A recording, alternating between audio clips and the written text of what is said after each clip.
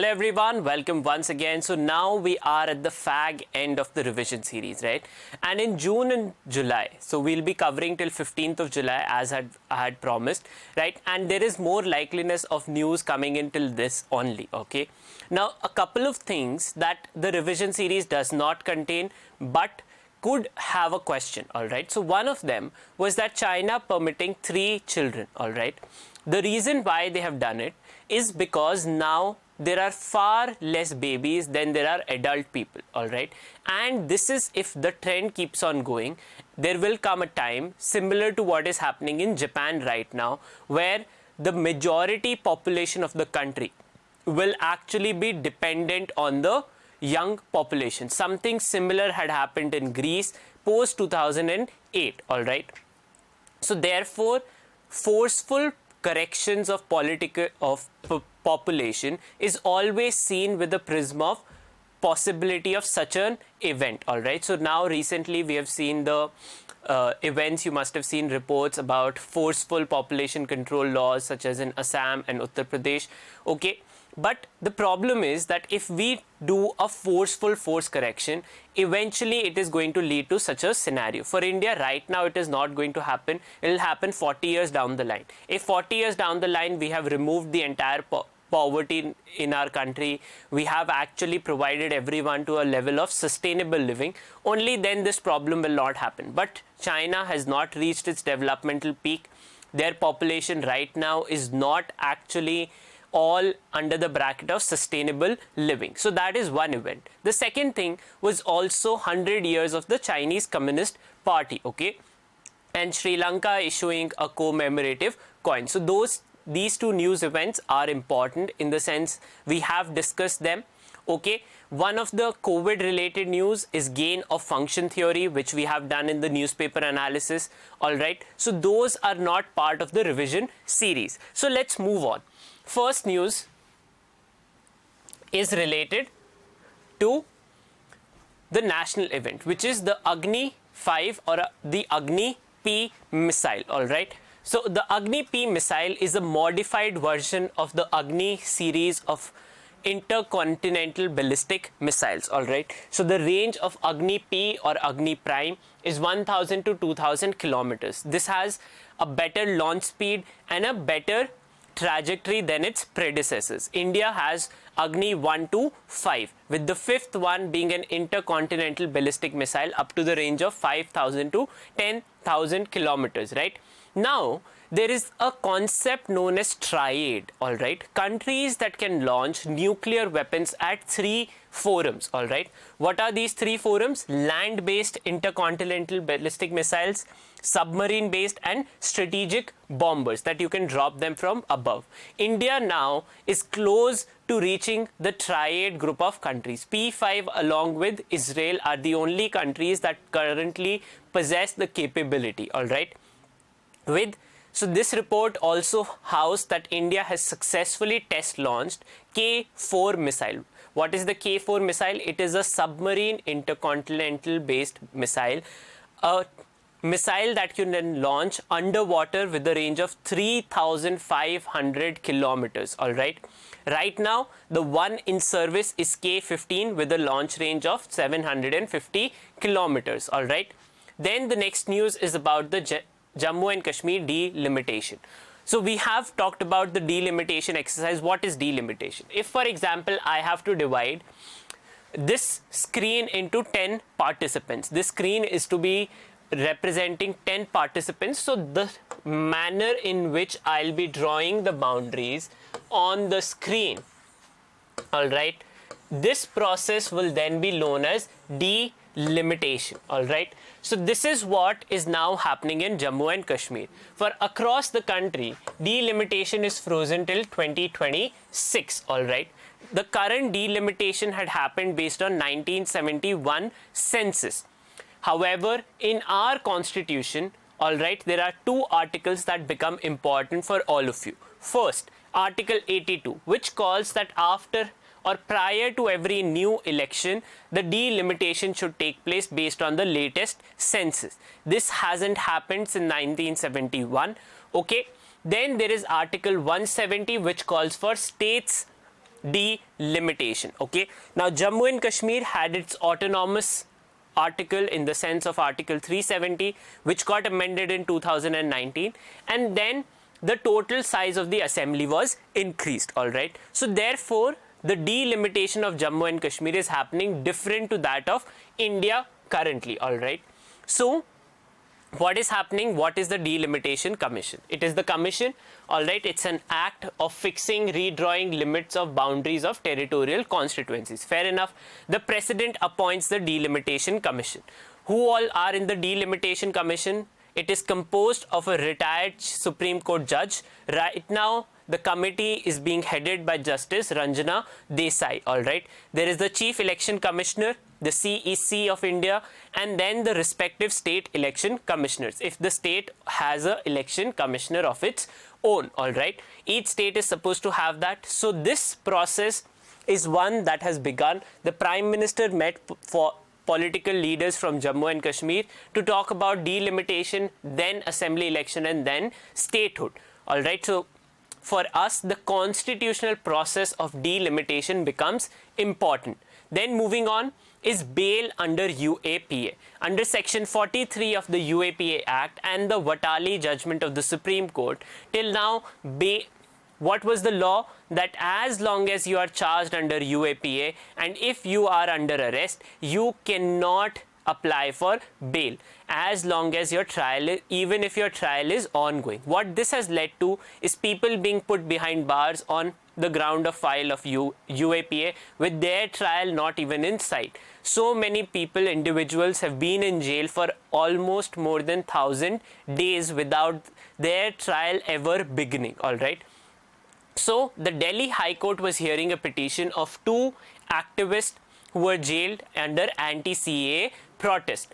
In that, the High Court stated that the charge of UAPA is on itself wrong. The law of Watali judgment, or the Supreme Court judgment of Watali case, applies only when the charge of UAPA sticks on you. But if it doesn't, or when will it not, is what the Delhi High Court discussed. Therefore, we had talked about it in depth in the newspaper series. All right. So in short, I'm covering it here once again. So first, that the act on its own should qualify as a terrorist act. Terrorist act is at a higher pedestal than a normal criminal act, and actions that are a mere disturbance to public order, they cannot be put under UAPA, all right.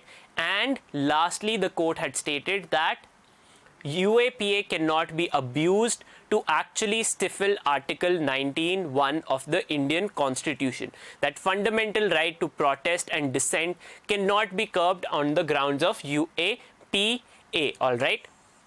Then moving on is the sad news of the flying Sikh or Milkha Singh passing away, all right. So multiple times gold medal winner at the Asian Games and the one who had broken the world record at the Olympics, all right.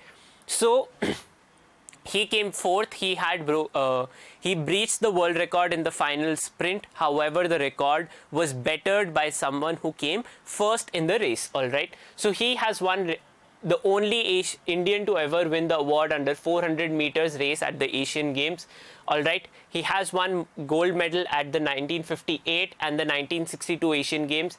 Also represented India in 1956 Summer Olympics in Melbourne, in 1960 in Rome, and in 1964 Olympics in Tokyo, all right. He is conferred with the fourth highest civilian honor, that is the Padma Shri, all right, and had finished in fourth position at 45.73, which was a national record for almost 40 plus years, all right. So his achievements, and you must have seen the famous film of Bhag Milkha Bhag, all right, with his journey. And then was a current record being set by Paralympian Devendra Jhadiya. Alright, he threw the javelin at 75.71, besting his own previous world record. He's a two-time Olympian gold medalist in 2004 Athens game and in the 2016 Rio Olympics. He'll be participating in the 2020 Tokyo Olympics, alright, as a Paralympian in the javelin throw category. Then moving on the international news. So one big news was 2 new missions being announced for Venus by NASA. Alright, and India also plans to launch a probe to Venus.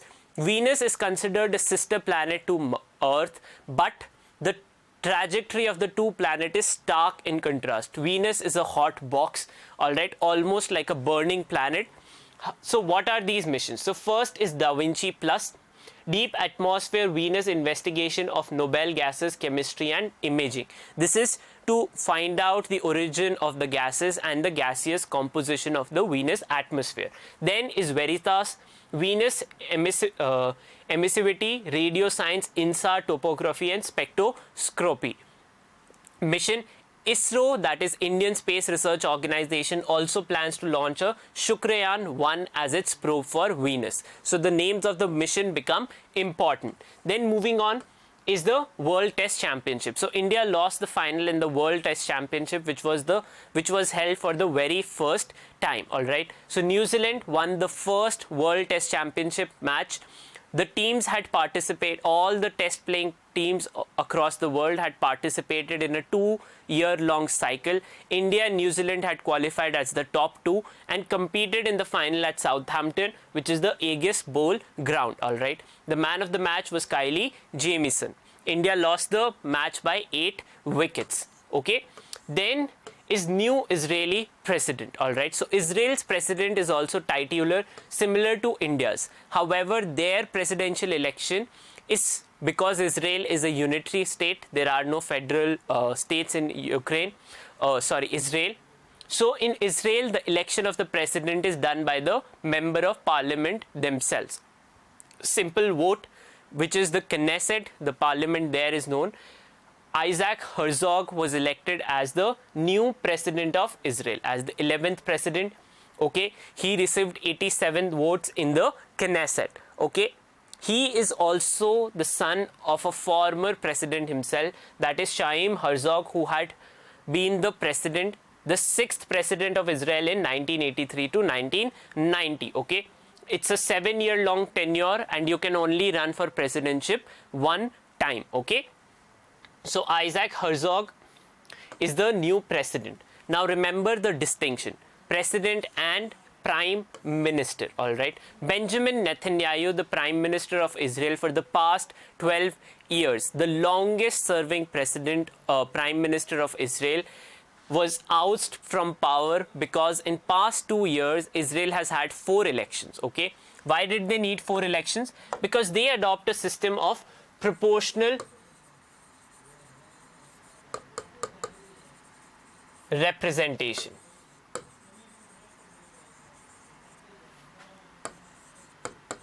Alright, under this you get the seats in the Knesset, that is 120, based on the total percentage of votes received in the election. No party had received 50% plus votes. Alright,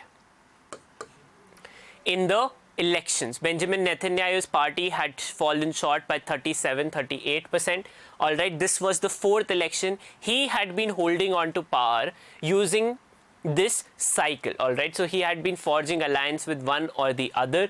Alright, and finally he ran out of steam in that regard. The reason why he had been continuing in the position of prime minister was because of the immunity that the position grants you. As long as you remain prime minister, no criminal case can be filed against you. Alright, so because of this, he had continued to remain in power. There are corruption cases pending against him which have not been prosecuted but can now proceed. Alright, so who is the new prime minister? Naftali Bennett, a former ally of Benjamin Netanyahu, along with Yair Lapid. So it is an arrangement of 2+2 of the coalition.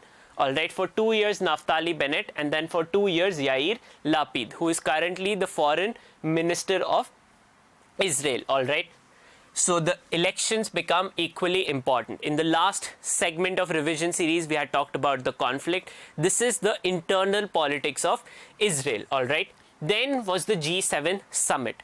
Prime Minister Narendra Modi was the only participant of the G7 summit to participate in it virtually. Alright, so along with the G7 countries, that is USA, France, UK, Germany, Italy, Japan and Canada, Our Prime Minister was invited along with 4 others invitee, alright. Who are they? So South Korea, Moon Jae-in, South Africa, Cyril Ramaphosa, Australia by Scott Morrison, and European Union is a permanent invitee, that is by Ursula von der Leyen. Alright, so who are the special invitees and why was this G7 summit important? So G7 came into being in 1973, earlier as a group of liberal democracies. So now there is a call to create a G10 or a D10, that is a group of 10 liberal democracies of the world, that we need to expand the G7 grouping to include all liberal democracies of the world, including India. All right.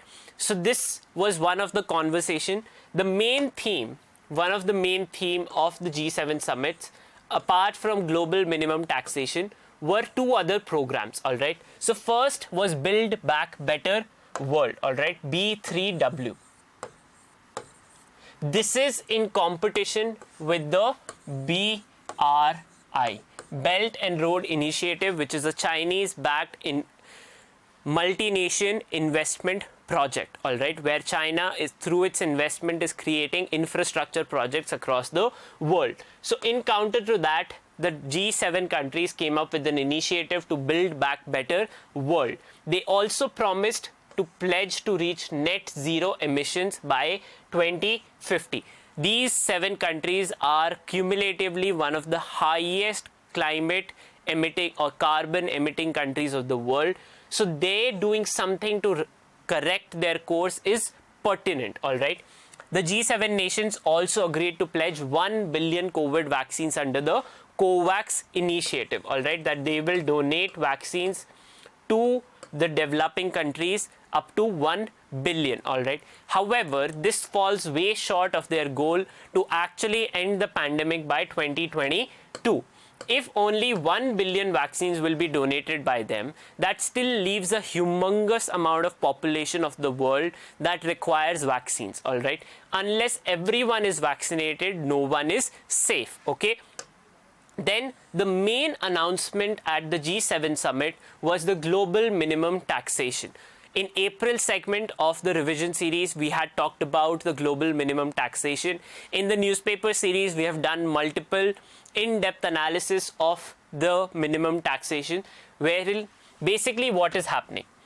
Companies, G7 would back a minimum of 15% of minimum tax, that all companies and all countries across the world will have this much tax for all companies who operate, all right. This is going to prevent the problem of profit shifting and base erosion. What is this? Companies register themselves in tax havens, earn revenue in a jurisdiction where there is high tax, but actually take all their share of revenue from the country of origin where they are earning to these tax havens and avoid taxes. But now countries can do a top up, in the sense that in case you are paying less tax, I can charge you a top up to make you pay the revenue that is due to me, all right. So this way all countries will be able to generate huge amount of revenue across the world. Based on figures, India specifically also loses 500 billion US dollars in tax revenue because of tax evasion, all right, profit shifting and base erosion. So this is going to be corrected, all right. And then how it is going to apply? Companies, it would apply to companies overseas profits that you take outside, okay. Countries therefore will agree on a minimum rate. Right now G7 has agreed to a 15%, all right. It could be a little lower than that also. If you pay less taxes in the country where you are or where you are registered, I can top up your taxes and tax you more, all right. So the definition of tax haven are generally an offshore country that offers foreign individuals and businesses little or no tax. Colombo Port City, Singapore, Dubai, all of them are tax havens. Panama, Switzerland, these are tax havens where if you put your money there, you are not taxed, all right. So this is what the aim is. Then moving on was the big news of the one that started it off, all right, where Bitcoin lost half of its value within a month. Trading earlier at 62 to 63,000 US dollars for one Bitcoin, it crashed to 30 to 29,000 US dollars. This was a precursor to the launch of yuan, all right, which is the or ECNY, which is the digital currency of China. So cryptocurrencies which are backed by a central bank of a country are then becomes a digital currency. So you are based on the same apparatus, but cryptocurrencies are not regulated by any country, but a digital currency is, all right. So therefore China has launched its own digital currency, and thus if you want to push people away from digital currencies across the world and consumers, you need to push them to your digital currency. How can you do it? Either by offering SOPs so that people shift to your currency, or you put a crackdown to stop people from trading in it, right? This is exactly the second model is what China adopted. Majority of the mining, the process to harvest or create or sustain the system of cryptocurrencies, which is known as mining, primarily happens in China. This had led to huge power outage, humongous amount of rise in power demand. Cryptocurrencies are a huge carbon emitting industry, all right, and therefore China had started the crackdown on cryptocurrency mining and then launched its own digital currency. So the concept of digital currency vis-a-vis cryptocurrencies becomes very important from CLAT perspective, all right. Then moving on is crackdown in Hong Kong, all right. So we have already talked about the reforms that happened, the electoral reforms, all right, and the problem they created, and how now you need to have a committed media, all right. So in anticipation of that, the one tabloid that had been continuously criticizing the steps of the Chinese Communist Party was Apple Daily. Apple Daily's editors, main office employees and their owner were all arrested, its bank accounts frozen, and thus Apple Daily had to shut down, all right. It was founded in 1995 by Jimmy Lai under Next Media, which is a digital media company of Jimmy Lai himself. So the newspaper tabloid has now been shut down. One of the questions that can be asked along with Hong Kong passage is one, what tabloid had to shut down because of the crackdown of Communist Party? It is Apple Daily, all right. Then is a national holiday that America has announced, all right, along with the recognition of a massacre that took place in Tulsa, all right. So Juneteenth or June 19th will annually be celebrated as a day to mark solidarity and recognition of slavery, liberation of slavery in America, all right. So each year, way back in 1865, all right, this was the date on which the last state, that is the state of Texas, revoked slavery, formal abolition of slavery. So in remembrance that, see, this was the day we ended the full differentiation between blacks and whites, Juneteenth will be celebrated. A precursor to this was also Joe Biden, the president, recognizing a massacre that had happened in Tulsa. Tulsa was similar to a black community stock exchange, all right, a thriving community of black investors in the Northwest, and there was a mob attack that had taken place and hundreds of black Americans were killed within it. Till now, no official, even Barack Obama himself, a black African American, himself couldn't recognize the Tulsa massacre or have a formal remembrance for it. But now, racism in America, a stand has been taken by the Democratic Party against systematic racism. All right. The vote to elect or to ensure Juneteenth as a celebration or memory as a national holiday was also had bipartisan support. That is, both Republicans and Democratic Party members willingly accepted this decision. All right. So Juneteenth, the national holiday. So you may be asked questions. We all know Black Lives Matter, systematic racism, mob attack, election fraud. So US has been in news, all right. So one of the standout news, a culmination. The first thing that you can do to recognize that there was a problem or there is a problem in society is to remember the history. That see, this is what had happened and we should not let it ever happen again. So June 19th every year will be a national holiday in America, wherein it will be a mark of remembrance of abolition of slavery. All right. Then the UNGA presidential election. Each year, the United Nations General Assembly elects its president. This year, Maldives, Abdullah Shahid has been elected as the president. This is their first time as United Nations General Assembly president. He defeated Afghanistan. Zalmai Rasool was as the other competing candidate. So all the countries who are members of UNO vote in the UNGA presidential election each year. India last year in September only had stated that it will campaign to ensure Abdullah Shahid to be elected. All right. The presidency rotates between regions, and this year in Asia Pacific, it is Maldives Abdullah Shahid, who is their current foreign minister, to be elected. He's the 76th president. India has had a president, that is Vijay Lakshmi Pandit, all right, who was the first female United Nations General Assembly president. Okay. Then is the Iranian presidential election. Ibrahim Raisi, the current Chief Justice of Iran, has won the presidential election in Iran. All right. Every 4 years, the election happens. Similar to US, there is a term limit. That is, after 2 terms, you cannot run again. So Hassan Rouhani, the current incumbent, as he was not capable of running again, all right, Ibrahim Raisi has won the election. He will be taking over as the 13th president of Iran. Okay. Now, he had earlier been defeated by Hassan Rouhani in the previous election, all right, in 2016-17, all right. Now, so we had done a deep, in-depth analysis of the president or the system of elections in Iran. It becomes important. JCPO is something we discussed in the last segment, that is the May month, all right, in June. So this was one big news. So there are voters, there is universal adult suffrage in Iran.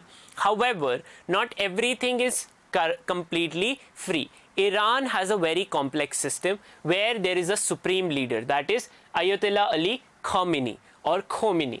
All right, so he is the one.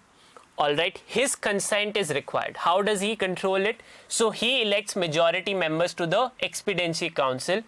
All right, and he appoints members to the Guardian Council, 6 of them, and he appoints the head of judiciary, who also elects 6. The Guardian Council then vets who all can actually run for the election of president.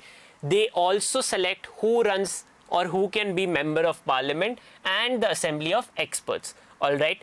So the supreme leader has power to ensure there is a Guardian Council, which is basically a rubber stamp of the supreme leader to ensure that the positions of power, that is president, parliament and the assembly of expert, is always within his control. All right. So within the choices that the supreme leader provides, then the presidential election takes place. This year's presidential election in Iran had the record lowest turnout because most of the moderate and reformist candidates were barred from election. All right. So therefore, nevertheless, Ibrahim Raisi, the current head of judiciary, has now become the president of Iran. The current supreme leader, Ayatollah Ali Khamenei, all right, he is the supreme leader. Those are also things that you need to know. This entire structure is also equally important. In the newspaper series also we had provided it to all of you.